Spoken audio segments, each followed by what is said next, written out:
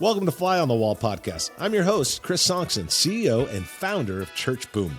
Here you get to sit in on a live coaching session as I coach pastors through the ministry challenges we all face.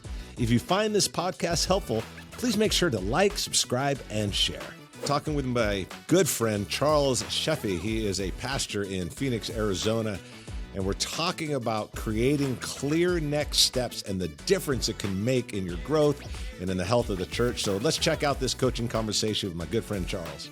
Man, how can I serve you? What's on your mind? And let's jump into it. Yeah, man. So you and I have started a conversation already a little bit on some next steps and really specifically talking about dessert or pizza with the pastor, you know, whichever way you go with it, something hanging out with the pastor. And really just wanted to talk through some of how we could best leverage that tool in the life of our church. Some of the things that are like best practices inside of it, things that you're dropping in it as you're doing that, and what next step you're helping people to take out of that that sort of a gathering.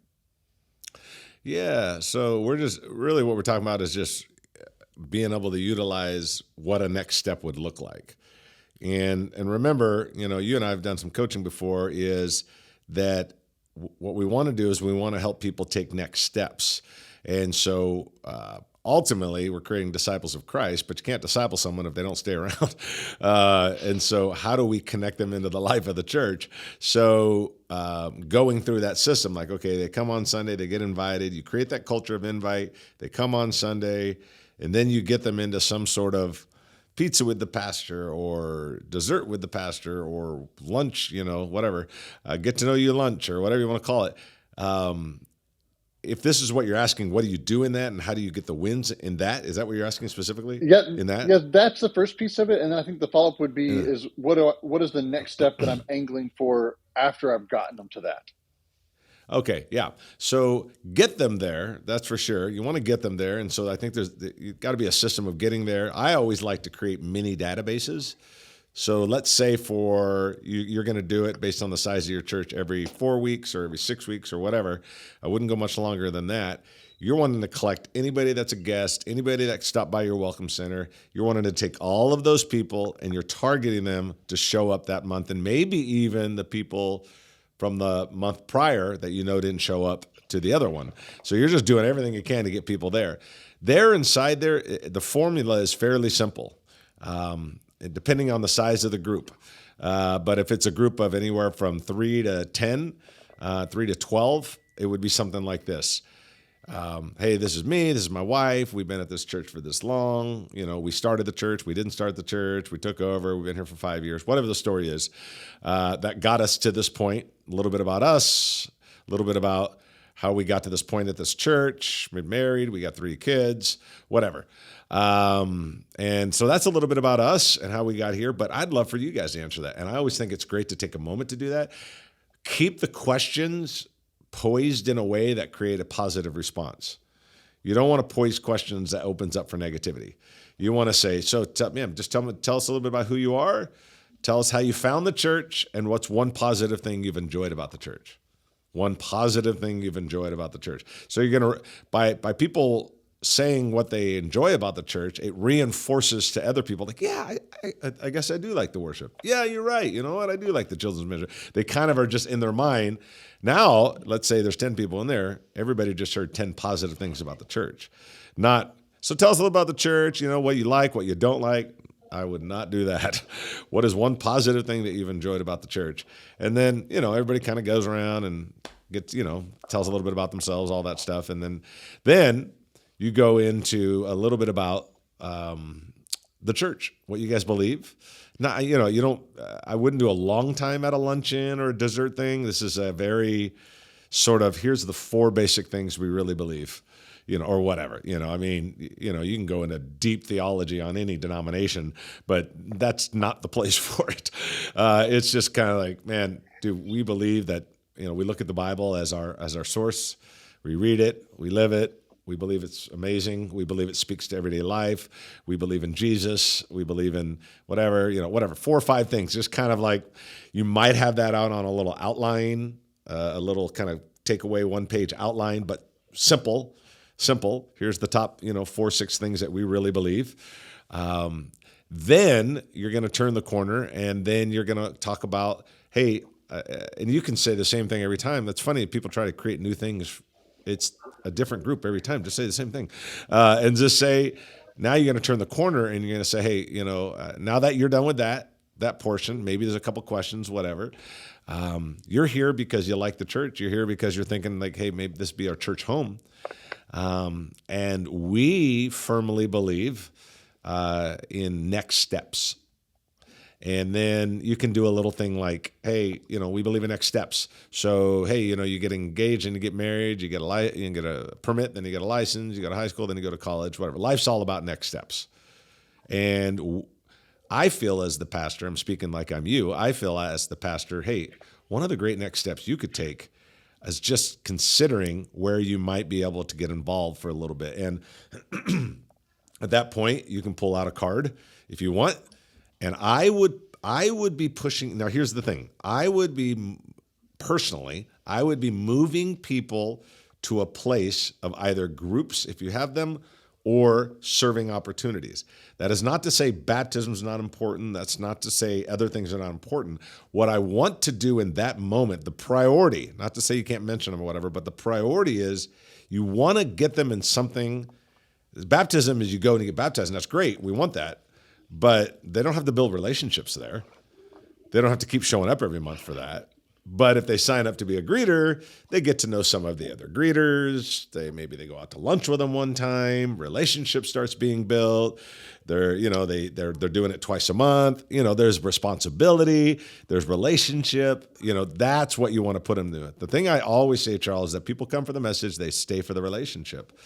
And if you can move people into relationships, so here's the card, here's a name, email, cell phone number, and make it easy too. Like here's 10 areas that you might consider taking a next step with and just becoming part of the church family.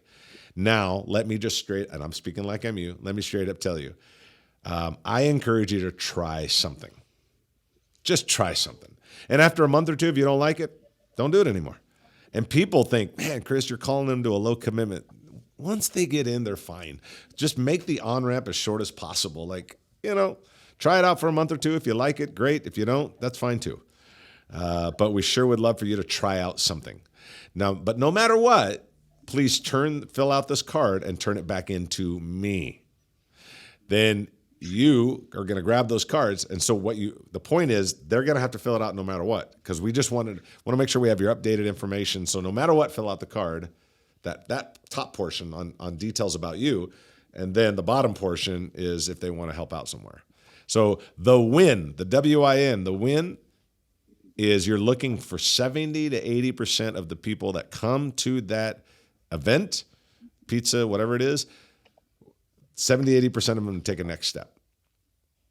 Now, you didn't ask this, but let me tell you, when the real problem shows up, it's that to me is not easy, but easier part. So let's say you did it Sunday after church. All right, just hang out. We're going to have dessert. We're going to have pizza, whatever. Monday, Tuesday, when you call them and who's calling them, is it the department lead? What if that department lead or the greeters doesn't call them for 8 more days because they got busy at work? Then this person never got that call. Like that window, a 48-hour window is the crucial window. So I would make sure to say in the next step, hey, you're going to get a call in the next 48 hours or email or whatever. Can you please respond to it? You're telling the lunch group, sometime in the next 40 hours, you're going to call, email, whatever you decide to do. Make sure that you respond to it. So they'll feel a little more like, hey, it would just save us from having to call you. We don't want to nag you, and then you don't return our call. Did you get our message? We don't want to go through that, man. We don't want to nag you. So if you could just return the call, answer the email, that would be really great. You make sure to say that to them, because then they'll feel like, the pastor asked us to do it, and we all nodded our head. And then but then you got to make sure that by that Tuesday night that the call or email was sent. That post the event is the real crucial time. So did that answer everything for you? Yeah, I think it's good. Do you have any preference? I know you mentioned both groups and serving. Do you have a preference of one over the other, or do you like pushing both, or just one of those two in that moment?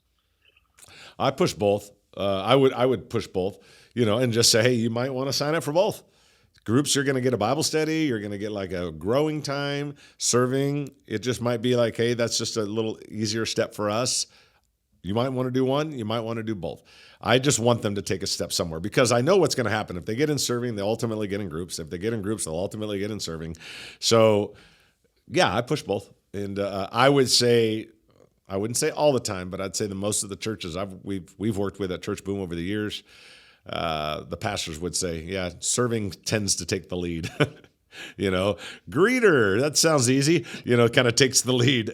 But ultimately they end up in a group because they're greeting with 10 other people that are in a group.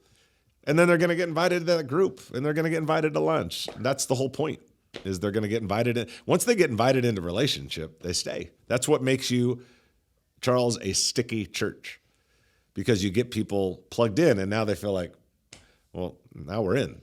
And that's and the big thing here is you're focusing on the activity that gets you the result. The result is we want to grow a church, we want to develop, whatever.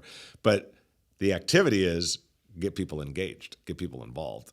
The activity will lead to the result. Yeah, I think that's a great lead into sort of what my second question is, and that is, what activities are you monitoring and helping your team to celebrate? So what are you examining as you look at metrics for your church to go, hey, these things are healthy? What are those other activities that you're sort of watching as you're working on growing? Well, the thing that I would encourage people to do is, I think it's great. It's a great question because I think that. I think it's in Proverbs that says that a man should know the state of his flock. And I think you can look at that in a lot of different ways. One of the ways is you got to know who's doing what. What's the state? Are they healthy? Are they not healthy? Are they involved? They're not involved? Are they eating? Are they not eating? Like a flock, But the same thing would so I think people tend to always go to attendance and finances. And I'm not saying not to measure those. But what I would say is focus on the activity. I'd want to know, man, how many people are being baptized, how many people are serving, how many people are in groups, and is that number growing every month? It needs to grow every month. Even in a church that runs, it's one thing to say, okay, you run 1,000, you grow every month, but even if you run 100, it's like, okay, well, we got 48 people serving. Okay, next month we got 51. That's 3. Next month we have 52. Okay, one more up. We got to be going up and to the right. So I'm looking at the tangibles. Obviously, I think discipleship is sort of a word that becomes a little more or less tangible. But I think you have to look at activities. So I'm looking at small groups. I'm looking at serving. I'm looking at baptism. Those are the things I'm looking at. I'm looking at giving, not just the number of giving, but is the number of givers going up? So, someone says we have 49 consistent givers. Okay. Next month, do we still have 49? 2 months later, still only 49? Or is it now 52? So now that's another trajectory of growth. Like, okay, now they're starting to trust the Lord financially. So that's the things that I would look at. Monitor not just the number of like, oh, this is how much money came in, but monitor the givers, because that should show growth. Givers, serving, groups, baptisms, those things. And those are the things your team should be looking at on a regular basis.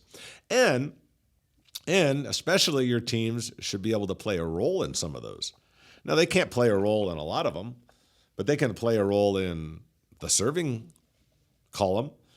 Like if they're recruiting, if they're trying to build their teams, we should be able to get those teams to go up. So you just want to see. And if you see those things go up, let's say for the next 6 months you ignored, Charles, the attendance, and you only focused on those things, I promise you the attendance will go up. I promise you they'll go up because the activity will lead to the result.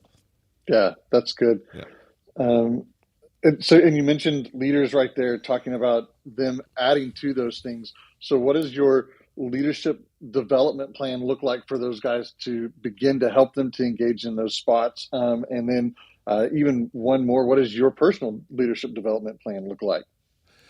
So let's back up just a little bit. So on the first one, you're saying what are we telling the people that? Yeah, how are you growing them as leaders that are? Hey, you're plugging in these areas of helping us lead in baptism or serving or groups and these areas of stuff. And so just developing those leaders around you, right? What are those things Yeah. that you're doing to help to develop them and giving them some Yeah. plans of development?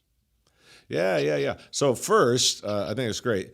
I do think you have to be really intentional about it. So you have to be able to say, okay, what do I want them to learn? How often am I meeting with them?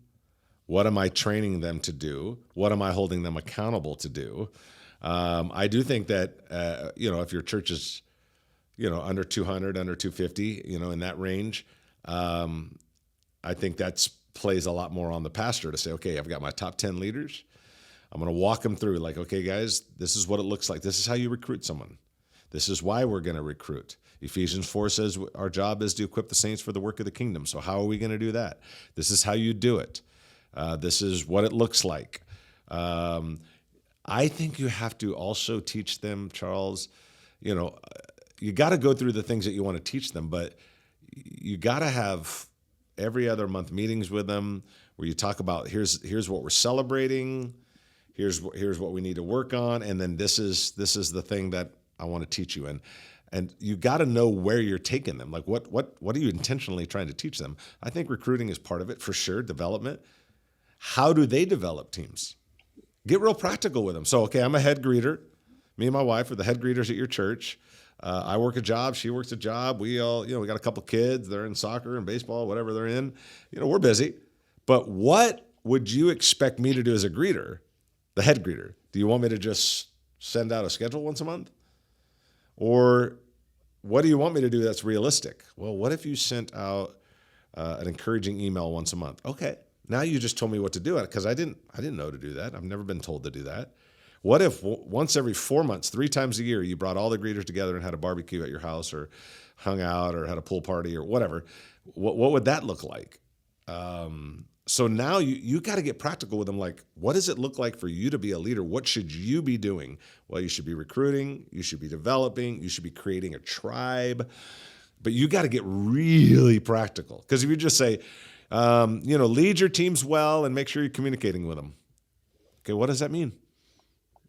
Does it probably means, all right, well, I'll just keep sending my emails. No, they're not thinking 3 times a year have a barbecue. But now you got to tell them why, though. Don't just tell them, hey, you want a barbecue 3 times. No, because we want them to find tribe in your greeting group. We want them to find tribe among the ushers. We want them to find tribe among the children's workers. Build relationships. So you got to tell them why. Don't just tell them what. You always got to tell them why. But know the things that you want. How do they recruit? How do they personally develop? How do they develop others? How do they develop that feeling of tribe? If they can develop a feeling of tribe and community, think about that. Now let's go back to the earlier one. Say you're putting in 6 people a month through your Pizza with the Pastor thing, but those 6 people aren't joining a greeting group. They're joining a tribe. Dude, they're not going anywhere. They're going to stay in your church, and they're going to become part of the church. Does that help? Yeah, I think that be intentional. All of it ties very much together on all of it. Yeah, absolutely. So remember, you're sending people to get involved in ministry, but what are they getting involved with? A monthly schedule? Or are they getting involved in tribe? So if you can teach these people to create tribe, back to the activity, and that activity will lead to a result. And you asked the question on personal development.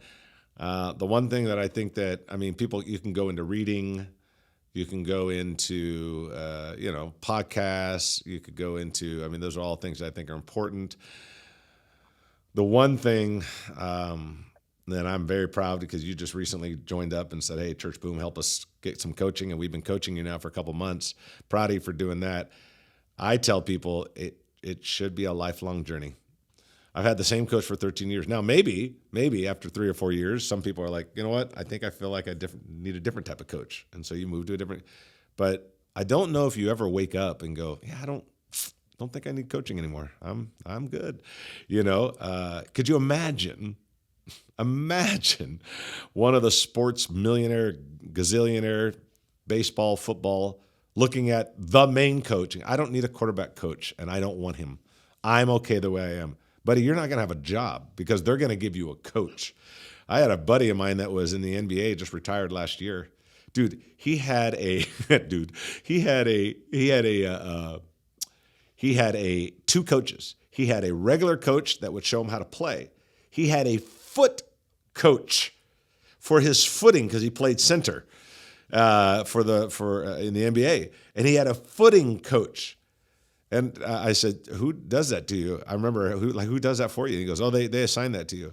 I go, "Is that an option?" He goes, "It's not an option." He goes, "We want it because we want to get better, and it sure isn't an option. You better be getting better." And I was like, "Man, I wish pastors thought like that. Like, I need a coach for the rest of my life. Maybe it's the same one, maybe it's not. I've had one for many, many years, but whatever. But you never wake up and go, it's not enough. Man, in the sports, you won't have a job if you decide I don't want to get coached. So that's one thing that I think is really important. You got to find people that are standing on third and you're on first, and they're going to show you how to get there. It's just that simple. And I've been consistent with that in my life for many, many, many years. And I think that's the thing that has really helped me a lot. But you have to be consistent. Some people do it, and then they get 3 years go by, and then they do it again for a year, and then another 3. I'm like, I wouldn't do that, man. I think it should be every month of your life, personally. Man, well, yeah. So glad to have you as a coach. Thanks so much. Yeah, it's an honor. It's an honor. It really is. Yeah. What else you got? Anything else you want to talk about today? Man, I think those were my big ones. But I am excited. We launched Next Steps in the life of our church, and so we do think that is huge. And moving people through and being strategic and intentional about that. So just to appreciate as we're talking through some of those things, to just go, how do we continue to do that? Give them something this is very clearly laid out for you as to what the next step is that's expected in the life of our church. Oh, that's great. Well, dude, that's awesome. Just keep applying it, man.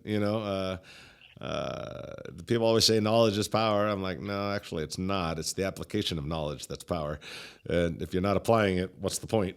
And so you're applying it, and that's how you do it, man. And man, hats off to you for reaching out, finding room in a budget to say, hey, I don't have a lot of money, but I gotta do something because I gotta get coaching. And I remember when I first started getting coaching, and I've paid plenty over the years, but I remember in the first couple of years, it was like I couldn't afford a lot. I had to pitch in some of it my own, but I just knew I wanted to get better. And I think our job is more important than a sports person. And if they've got 2 or 3 coaches, I think, you've heard me say it, professionals get coached, amateurs learn by trial and error. Which one do you want to be? You want to be a pro or you want to be an amateur? So anyway, but hey, dude, always great hanging out with you. And man, I just love what you're doing. Love your heart. And man, just keep up the amazing work. But thanks for being on the podcast. Hey, thanks so much.